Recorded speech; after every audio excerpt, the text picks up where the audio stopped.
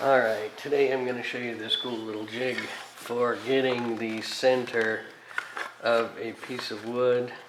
Basically it's called a center finder, but you basically put it on there like that, and then you rotate it and you draw a line, and if you do this 4 times, you will end up with a little square in the middle, and that is your exact center. So you can see this is even a little bit off, but I don't know. Want to find the center? We are going to start a new project today. It's going to be fun. We are going to make a mini baseball bat. Wow, so that just really came out weird.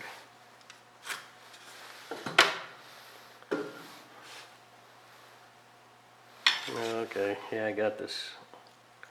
I got the center. I messed it up once. Anyway, we got that.